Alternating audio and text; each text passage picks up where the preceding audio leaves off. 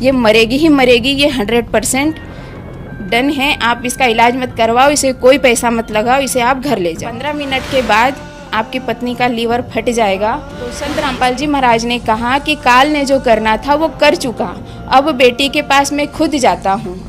ये है ज्योति पटेल, इंदौर मध्य प्रदेश से। ज्योति पटेल संत रामपाल जी महाराज जी की भक्ति करती थी, लेकिन इस भक्ति को लेकर घर में विरोध होने लगा था। यहाँ तक कि ज्योति पटेल के पति ने संत रामपाल जी महाराज की भक्ति छुड़वाने के सारे तरीके अपना लिए, लेकिन असफल। परिवार वालों ने साम दाम दंड भेद ऐसे हर तरह उन्होंने कोशिश करी मुझे ये भक्ति छुड़वाने की।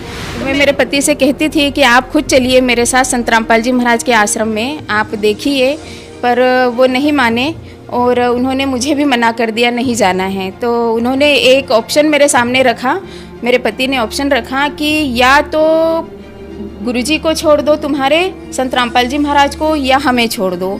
तो हमने कहा वैसे भी मेरा जीवन तो नर्क ही था, यहाँ तो रहना था तो समय के पहले ही मैंने मर जाना था, पर मैं संत रामपाल जी महाराज की भक्ति नहीं छोड़ूंगी, मैं परिवार छोड़ दूंगी, मैंने ये कह दिया।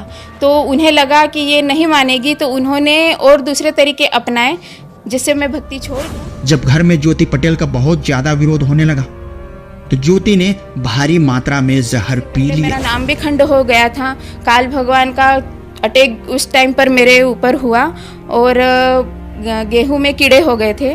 तो मेरे पति 2 दिन पहले ही सल्फास के इंजेक्शन लेकर आए थे 4, जो मैंने वो एक गुस्से में वो इंजेक्शन लिए और पी लिए कि अगर मोक्ष के लिए ये शरीर मिला है, अगर इस शरीर से मेरा मोक्ष ही नहीं होगा तो ये शरीर मेरे किसी काम का नहीं, और मैंने वो पी लिए।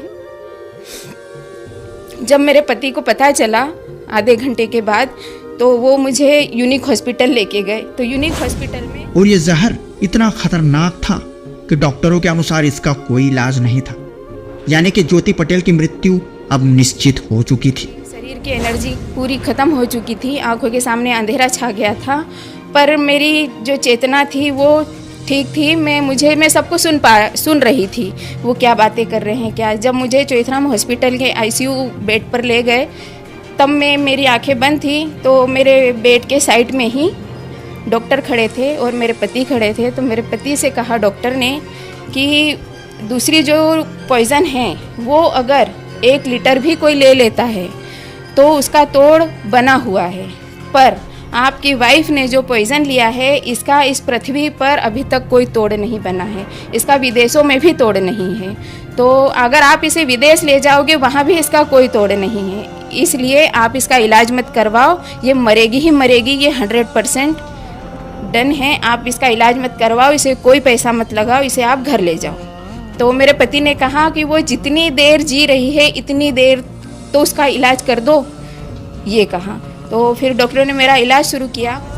ज्योति जी की ऐसी हालत को देखते हुए संत रामपाल जी महाराज के पास प्रार्थना भी लगाई गई और संत जी ने कहा किसी सतनामी भक्त को बेटी के पास बैठकर सुमिरन करने के लिए कहें ताकि काल का अटैक ना हो सके। संत रामपाल जी महाराज ने प्रार्थना का जवाब दिया कि बेटी को कुछ नहीं होगा, पर जो सतनामी हैं वो उसके पास रहें, जिनको सतनाम मिला हुआ है। तो सतनाम में इतना पावर है कि काल उसके पास नहीं जाएगा। तो जो भगत थे वो बारी बारी से चोइथराम हॉस्पिटल में आते थे, वो बैठकर सुमरन करते थे। तब तो अंदर क्या होता था मेरे साथ कि मेरी छाती के ऊपर कोई आकर बैठ जाता था, तो मेरी घबरा कर नींद खुलती थी। फिर वहाँ जो गार्ड होता था मैं उसको बोलती थी कि 16 नंबर से किसी को बुला दो। तो मेरे पति अंदर आते थे, फिर मैं उनसे कहती थी कि मुझे लगता है बाहर कोई भी भगत नहीं है संत रामपाल जी महाराज का। तो वो बोलते थे हाँ वो थोड़े काम से बाहर गए हैं, तो फिर वो तुरंत फ़ोन करके उनको बुलाते थे। तो उनसे बताया। हॉस्पिटल के डॉक्टरों ने ज्योति पटेल के इलाज को गंभीरता से नहीं लिया था, क्योंकि वो जानते थे कि जो जहर इसने खाया है, इतना जहर खाने के बाद तो कोई भी नहीं बचेगा। इलाज में लापरवाही के चलते ज्योति पटेल को गलत डोज दे दिया गया, और जब किसी नर्स ने गलत डोज चढ़ जाने की बात डॉक्टर को बताई तो डॉक्टर का जवाब था घबराने वाली कोई बात नहीं, वैसे भी ये लड़की मरने वाली है। कहते हैं डॉक्टर भगवान का रूप होते हैं, लेकिन ये कैसा डॉक्टर था जो बार बार ज्योति पटेल को नींद से झंझोड़ता और सिर्फ एक बात बोलता था।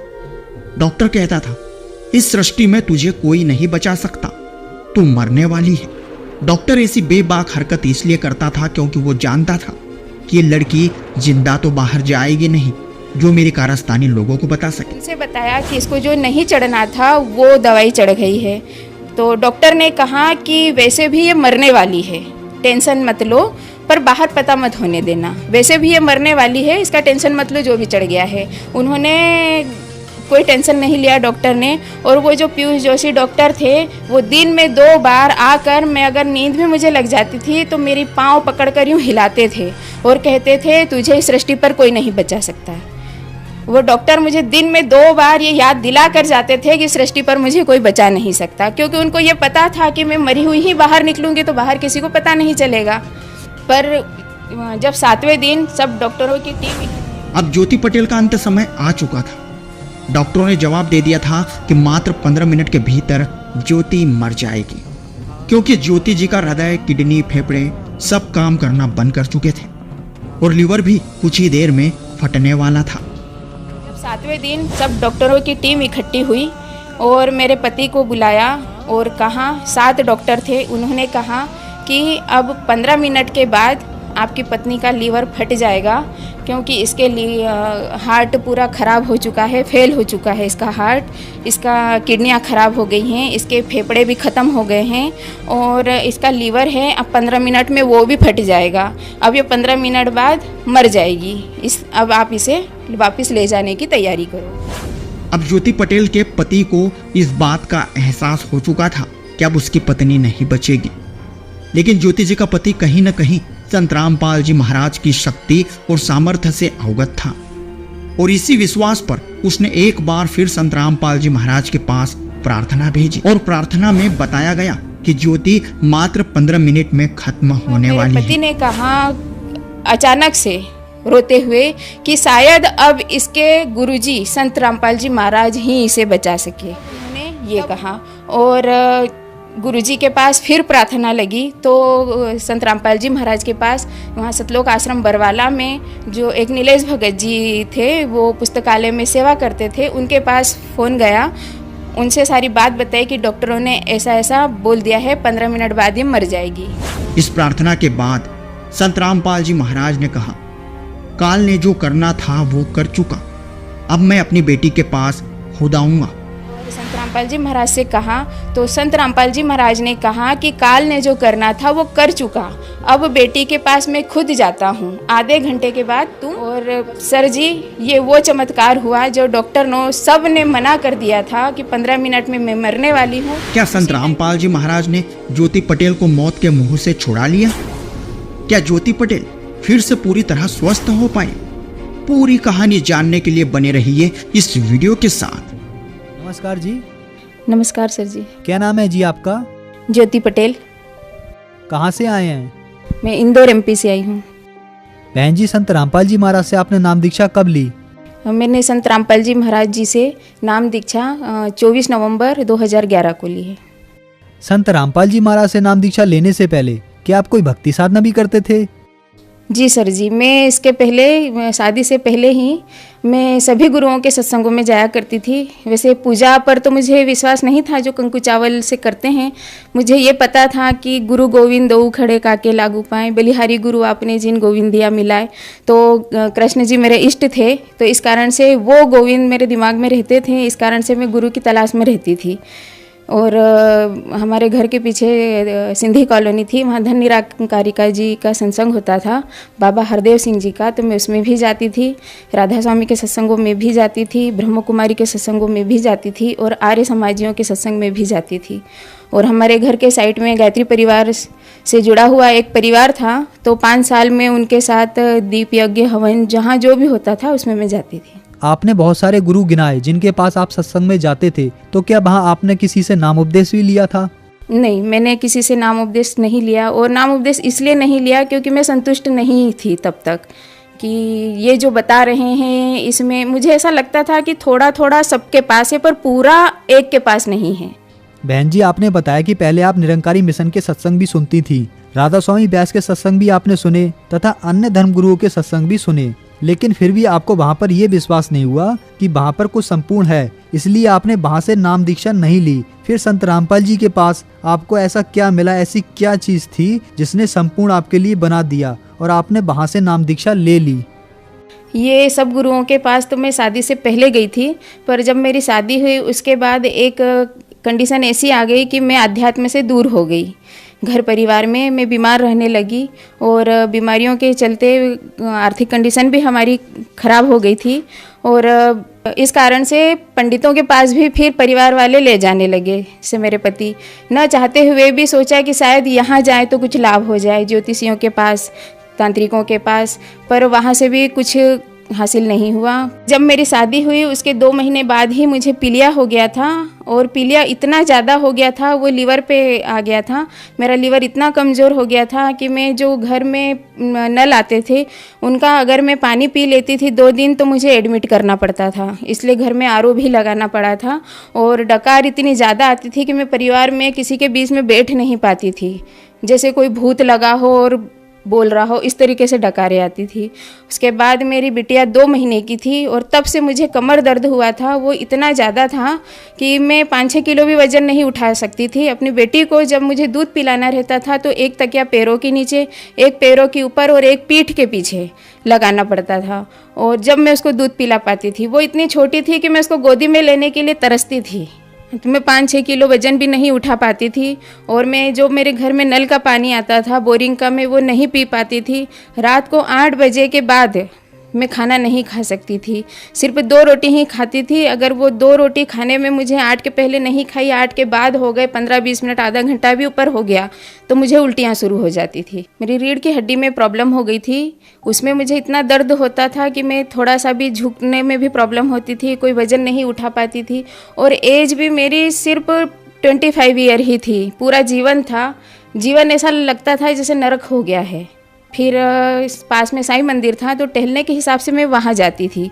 तो वहाँ जब मैं जाती थी तो वो साईं बाबा की जो मूर्ति थी वो ऊपर उंगली बताते थे कि सबका मालिक एक। जब मैं उस मंदिर का चक्कर लगाती थी तो वहाँ पीछे ओम बना हुआ था, तो उस ओम से मैं अट्रैक्ट होती थी। मैं उस ओम के ऊपर में सिर रखकर मैं साईं बाबा से ये कहती थी कि आप बोलते हो कि सबका मालिक एक और ऊपर उंगली बताते हो, तो वो ऊपर जो मालिक है वो कौन है, मुझे ये जानना है। और इस ओम का क्या राज है, इस ब्रह्मांड का क्या राज है, मुझे ये जानना है। बस मैं इतनी प्रेयर करके घर वापस आ जाती थी। फिर भी ज्योतिषियों के पास जाती थी, कोई कहीं से लाभ नहीं होता था। सभी डॉक्टरों को बताते थे, फिर भी कोई लाभ नहीं होता था। पर हमारे जो पड़ोसी हैं वो राजस्थान के रहने वाले हैं, वो संत रामपाल जी महाराज के शिष्य थे, मांगीलाल जी चौहान और उनकी वाइफ लीला जी। तो लीला जी ने मुझे एक बुक दी, ज्ञान गंगा। वो ज्ञान गंगा बुक के मैंने 7 पेज ही पढ़े थे। इससे पहले क्या होता था कि मुझे भूत बाधाएं भी थी। जब रात को मैं सोती थी तो 5-6 जन, मुझे ऐसा लगता था मेरे पलंग के आसपास आके खड़े हो जाते हैं, पर मुझे महसूस होता था। और मैं घर में किसी को बताती थी तो सब कहते थे तुम्हारे दिमाग का वहम है। तो मैंने सोचा ये घर में भी कोई ध्यान नहीं दे रहा है और इनको बताओ, दिन में काम करो रात में जागो, तो ऐसे में तो सही में मेरी तबीयत और ज़्यादा ख़राब हो जाएगी। पर जब वो ज्ञान गंगा बुक मैंने पढ़ी, उसमें सिर्फ 7 पेज ही पढ़े थे कि मुझे इतनी अच्छी नींद आई जैसे एक बच्चा अपनी माँ की गोदी में सोता है बेफिक्र होके। तो मैंने सोचा कि जब इस बुक में इतना पावर है तो जिन्होंने इस बुक को लिखा होगा उनमें कितना पावर होगा। ये सोच करके फिर मैंने उनसे कहा कि आप मुझे गुरुजी संत रामपाल जी महाराज की कोई एक कैसेट ला के देना, क्योंकि मैं बुक पढ़ नहीं पाती हूँ, मेरे ऊपर वर्कलोड ज़्यादा है घर का। तो उन्होंने मुझे सबसे पहली कैसेट ला के दी, राधा स्वामी से जो ज्ञान चर्चा हो रही थी वो वाली। क्योंकि नवंबर में मुझे उन्होंने ये कैसेट ला के दी थी फर्स्ट वीक में, और मैं जनवरी में 2012 में राधा स्वामी जी का यहाँ सत्संग होता है तो मैं नाम लेने ही वाली थी, क्योंकि गुरुओं की तलाश में मैं थक गई थी। पर मैंने सोचा था कि अब क्यों ना अब पस्त हो गई हूँ, तो अब मैं लास्ट में परिवार के सभी 200 सदस्य राधा स्वामी से नाम ले रखे हैं तो मैं भी अब ले लूँगी। तो उससे पहले ही संत रामपाल जी महाराज की दया हो गई मेरे ऊपर और मुझे वो कैसेट मिल गई। मैंने वो कैसेट में 2.5 घंटे का सत्संग था, मैंने लगातार सुना। उसमें संत रामपाल जी महाराज राधा स्वामी की ही बुकों में से खोल खोल कर बता रहे थे, पढ़ कर बता रहे थे, बिल्कुल उंगली रख कर यूँ बता रहे थे कि ये जो राधा स्वामी पंथ है इसमें ये जो नाम है ये काल के हैं, और जो काल की भक्ति करते हैं वो काल के मुँह में ही जाएंगे, उनको कभी सुख हो ही नहीं सकता। तो ये जब मैंने देखा, उसी दिन मैंने अंतर्मन से प्रार्थना कर ली कि बस यही मेरे गुरु हैं और भविष्य में जब भी मैं नाम लूँगी मैं इन्हीं से लूँगी। मेरी कोई उम्मीद नहीं थी कि मुझे घर से कोई भेजेगा अजनबियों के साथ, घर की बहू और अकेले मुझे कैसे भेजते। पर परमात्मा जी की दया से मेरी कुछ सहेलियां तैयार हुई, उसमें से एक मेरी रिश्ते में ननंद भी लगती है और बहुत एज में बड़ी थी, तो उनके ऊपर भी दया हुई। फिर ऐसे मेरे परिवार वाले राजी हो गए और उनके साथ मुझे 15 दिन के बाद ही आश्रम भेज दिया, सतलोक आश्रम बरवाला। पर जब मैं गई तो मैंने सोचा एक बार मैं घूम कर आऊँगी, फिर उसके बाद दोबारा जाऊँगी, तब नाम लूँगी। पर जब मैं आश्रम में मैंने एंट्री ली तब मुझे ऐसा लगा कि अगर कल को ये मेरी श्वासें ही नहीं रही तो मैं दोबारा कैसे आऊँगी, क्यों ना आई हूँ तो मैं अभी नाम ले लूँ। तो बस मैं गई और दूसरे दिन मैंने संत रामपाल जी महाराज जी से नाम ले लिया। बहन जी, आपने बताया कि आपका जीवन नर्क जैसा हो गया था। उसके बाद आपने जब संत रामपाल जी महाराज से नाम दीक्षा ली तो क्या आपको कोई लाभ भी प्राप्त हुए? क्या आपकी लाइफ में कोई चेंज आए? जब संत रामपाल जी महाराज जी से मैंने नाम लिया और जब मैं आश्रम से वापस रिटर्न घर आई तो मेरी बेटी जो 15-16 किलो की थी उसको मैंने खुद अपनी गोदी में लिया, बैग अपना उठाया और मैं उसको ट्रेन में चढ़ी उतरी, मैं स्टेशन पे उसको लेके घूमी, मुझे कोई प्रॉब्लम नहीं हुई, कोई दर्द नहीं हुआ। और जब मैं घर आई तो जो हौदी रहती है जिसमें पीने का पानी आता है वो मैं नहीं भर पाती थी, पर उस दिन मैंने वो 15 लीटर की कैन अपने हाथों से उठाई, पर मुझे कोई दर्द नहीं हुआ उस दिन। और फिर मैं कपड़े धोए थे तो वो लेकर मैं छत पे गई।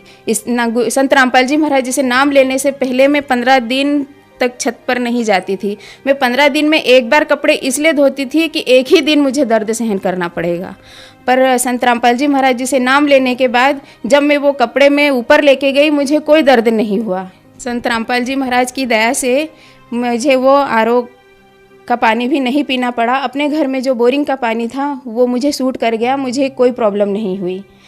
और जब मैं वापस आई तो मेरा थोड़ा विरोध भी हुआ घर में कि अकेले नहीं जाना है, तो परिवार वालों ने साम दाम दंड भेद ऐसे हर तरह उन्होंने कोशिश करी मुझे ये भक्ति छुड़वाने की। तो मैंने उनसे कहा, जब मैं आपको अपनी प्रॉब्लम बताती थी तो आप कहते थे कि तुम्हारे दिमाग का वहम है, पर अब ये प्रॉब्लम का सॉल्व जब मैंने खुद ने खोज लिया है तो आप मेरा विरोध क्यों करते हो? मुझे जाने दिया करो। पहले भी तो आप डॉक्टरों के पास लेके जाते थे, वहाँ भी खर्चा लगता था। तो मैं मेरे पति से कहती थी कि आप खुद चलिए मेरे साथ संत रामपाल जी महाराज के आश्रम में, आप देखिए, पर वो नहीं माने और उन्होंने मुझे भी मना कर दिया नहीं जाना है। तो उन्होंने एक ऑप्शन मेरे सामने रखा, मेरे पति ने ऑप्शन रखा कि या तो गुरुजी को छोड़ दो तुम्हारे संत रामपाल जी महाराज को, या हमें छोड़ दो। तो हमने कहा वैसे भी मेरा जीवन तो नर्क ही था, यहाँ तो रहना था तो समय के पहले ही मैंने मर जाना था, पर मैं संत रामपाल जी महाराज की भक्ति नहीं छोड़ूंगी, मैं परिवार छोड़ दूंगी, मैंने ये कह दिया। तो उन्हें लगा कि ये नहीं मानेगी, तो उन्होंने और दूसरे तरीके अपनाए जिससे मैं भक्ति छोड़ दूं। तो उन्होंने एक बार ऐसा कह दिया कि आप ट्रेन में जाती हो तो और जेंट्स भी जाते हैं पूरी ट्रेन में, कोई ऐसा साधन हो जिसमें सिर्फ लेडीज़ ही जाएं। तो मैंने सोचा कि ये तो मुझे ऐसा अभी तक कोई साधन नहीं बना है जिसमें सिर्फ लेडीज़ ही जाए। ट्रेन में तो सभी जाते हैं, उनको हम किसी को मना नहीं कर सकते, बस में भी सभी जाते हैं जेंट्स लेडीज़, अब मैं क्या करूं, ये मेरी भक्ति छुड़वा के ही रहेंगे। तो मैंने, और उससे पहले मेरा नाम भी खंड हो गया था, काल भगवान का अटैक उस टाइम पर मेरे ऊपर हुआ और गेहूं में कीड़े हो गए थे। तो मेरे पति 2 दिन पहले ही सल्फास के इंजेक्शन लेकर आए थे 4। जो भगत हैं, जो भक्ति करते हैं, उनको गुस्सा नहीं करना चाहिए।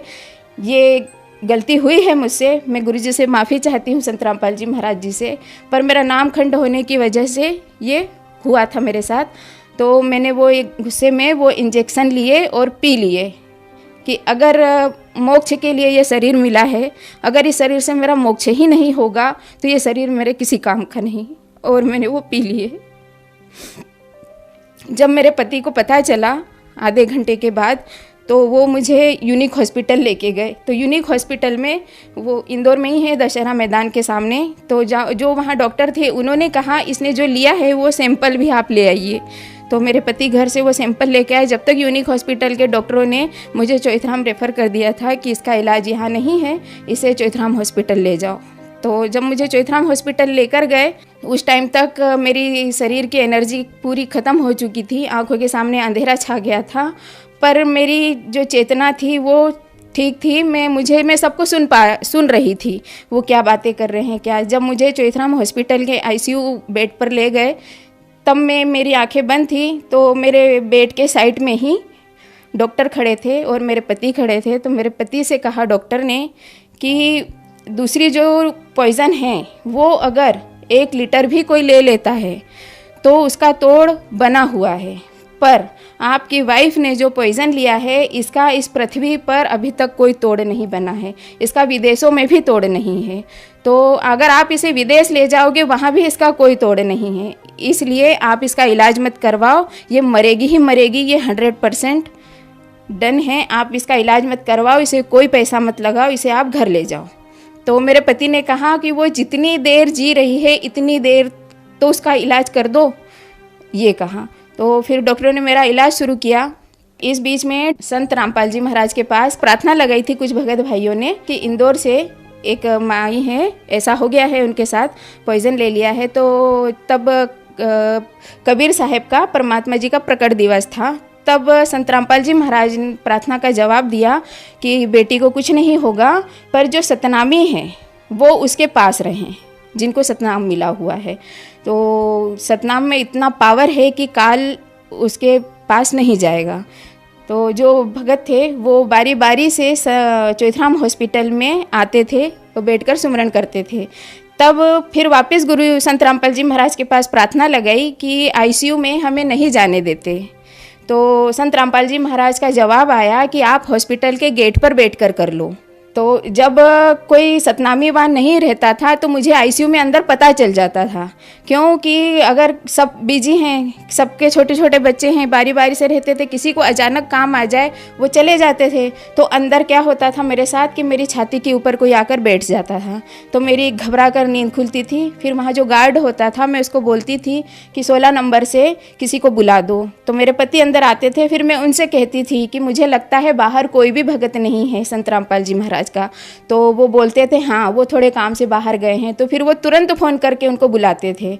और इस बीच में मुझे एक गलत डोज भी दे दिया था डॉक्टरों ने अंदर। तो वो वहाँ पर जो काम करने वाले थे, सिस्टर थी, नर्स थे, वो सब घबरा रहे थे।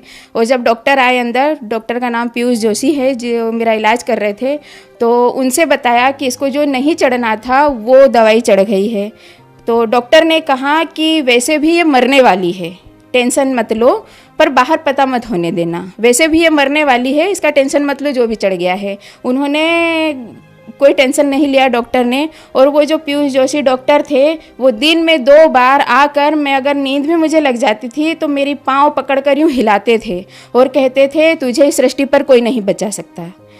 वो डॉक्टर मुझे दिन में 2 बार ये याद दिला कर जाते थे कि सृष्टि पर मुझे कोई बचा नहीं सकता, क्योंकि उनको ये पता था कि मैं मरी हुई ही बाहर निकलूँगी तो बाहर किसी को पता नहीं चलेगा। पर जब 7वें दिन सब डॉक्टरों की टीम इकट्ठी हुई और मेरे पति को बुलाया और कहा, 7 डॉक्टर थे, उन्होंने कहा कि अब 15 मिनट के बाद आपकी पत्नी का लीवर फट जाएगा, क्योंकि इसके लिए हार्ट पूरा ख़राब हो चुका है, फेल हो चुका है इसका हार्ट, इसका किडनियाँ ख़राब हो गई हैं, इसके फेफड़े भी ख़त्म हो गए हैं और इसका लीवर है, अब 15 मिनट में वो भी फट जाएगा। अब ये 15 मिनट बाद मर जाएगी, अब आप इसे वापस ले जाने की तैयारी करो। तो उस टाइम पर मेरे पति ने कहा अचानक से रोते हुए कि शायद अब इसके गुरुजी संत रामपाल जी महाराज ही इसे बचा सके।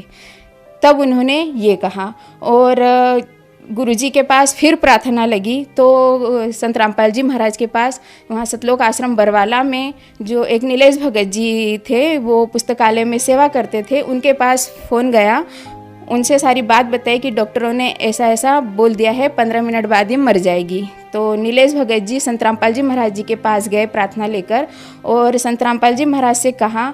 तो संत रामपाल जी महाराज ने कहा कि काल ने जो करना था वो कर चुका, अब बेटी के पास मैं खुद जाता हूँ, आधे घंटे के बाद तुम हॉस्पिटल में फ़ोन लगाकर पूछ लेना। और सर जी ये वो चमत्कार हुआ जो डॉक्टर सब ने मना कर दिया था कि 15 मिनट में मैं मरने वाली हूँ, उसी टाइम मेरी वापस जांच हुई और जो रिपोर्ट आई आधे घंटे में वो मेरी सही आई। तब डॉक्टरों ने कहा कि ये चोइथराम हॉस्पिटल बना है तब से अभी तक का ये पहला केस है जो ये पॉइज़न वाला ठीक हुआ है। और जब मेरी छुट्टी हुई वहाँ से तो डॉक्टरों ने कहा था कि पता नहीं कैसे बच गई है, पर अगर बच गई है तो इसके लिए कुछ नियम हैं, वो इसने फॉलो करने हैं कि 6 महीने तो इसको इंदौर सिटी से बाहर नहीं जाना है, क्योंकि ये पॉइज़न बाद में भी असर कर सकता है। और इसने 6 महीने तक तो ये बिस्तर पे ही रहेगी, 3 महीने तक ये इसको सिटी से बाहर नहीं जाना है। और अगर ये बच भी गई है तो एक लकवा वाला कैसा रहता है वैसा इसका जीवन रहेगा। तो मैंने कहा मुझे बचाने वाले मेरे संत रामपाल जी महाराज हैं, अगर उनकी दया है तो वो मुझे तुरंत आश्रम में बुलाएंगे। और संत रामपाल जी महाराज ने ये बोल भी दिया था प्रार्थना में कि जैसे ही हॉस्पिटल से छुट्टी हो बेटी को लेकर यहाँ आना और नाम शुद्ध करवाना उसका, क्योंकि उसका नाम खंडित है। तो मुझे तो अब परिवार में कोई ले जाने वाले नहीं थे, मैंने परमात्मा जी से ही अरदास की, गुरु जी से, संत रामपाल जी महाराज जी से कि आप ही अच्छे करने वाले हो तो बुलाने वाले भी आप ही हो। मुझे 10 दिन का उन्होंने ट्रीटमेंट दिया था जब हॉस्पिटल से छुट्टी हुई। और 10वें दिन जब हॉस्पिटल में वापस गई चेकअप करवाने के लिए तो एक बार उन्होंने मेरी पूरी जांच की और कि ये देखना चाहा कि 10 दिन में इसमें कितना फ़र्क आया है। वो 8 दिन का ट्रीटमेंट था। 8वें दिन में चली गई चौथराम हॉस्पिटल वापस। जब उन्होंने मेरी जांच की और 9वें दिन अगले ही दिन मेरी रिपोर्ट आई, मेरे हस्बैंड गए रिपोर्ट लेने, उन तो डॉक्टर उसने सारी रिपोर्ट देखकर बोलता है नील नील नील, मतलब इसने पॉइज़न लेने से पहले ये जितनी स्वस्थ थी उतनी स्वस्थ आज है, ये ऑल इंडिया में कहीं भी जा सकती है। तो पर संत रामपाल जी महाराज की दया से 10वें दिन ही मैं बरवाला आश्रम में चली गई। संत रामपाल जी महाराज जी ने मुझे ये जीवन दान दिया है और उन्हीं की कृपा से आज मैं यहाँ खड़ी हूँ और ये बोल रही हूँ। एक आध्यात्मिक लाभ मुझे ये हुआ कि जब बरवाला कांड हुआ था उसके बाद एक बार और विरोध मेरा हुआ था, तो मैं 10 महीने अपने मायके चली गई थी। तब उस दिन 29 मार्च की बात है 2015 की, तब मैंने प्रणाम किया गुरुजी को, मैंने संत रामपाल जी महाराज को कि मुझे ये यहाँ के सुख नहीं चाहिए पर मुझे मोक्ष ज़रूर चाहिए। उसी रात को रोते रोते मैं सो गई। संत रामपाल जी महाराज आए और उन्होंने मेरे सिर पर हाथ रखा और उनके गले में सफ़ेद रुमाल था, उससे मेरे आंसू पोंछे और कहा बेटा तेरा मोक्ष तो पक्का है, तू टेंशन मत ले। और मैं 2 घंटे की छुट्टी लेकर आया हूँ जेल से तेरे लिए, मुझे अब वापस जाना है। और संत रामपाल जी महाराज वहाँ जेल में होते हुए भी अपनी आत्मा के लिए छुट्टी लेकर आए और मुझे आशीर्वाद देकर गए। बहन जी, जैसा कि आपने बताया कि संत रामपाल जी महाराज से नाम दीक्षा लेने के बाद आपको शारीरिक आध्यात्मिक लाभ मिले, आपको संत रामपाल जी महाराज ने जीवन दान भी दिया, तो जो समाज आज आपको सुन रहा है उनको आप क्या संदेश देना चाहेंगी?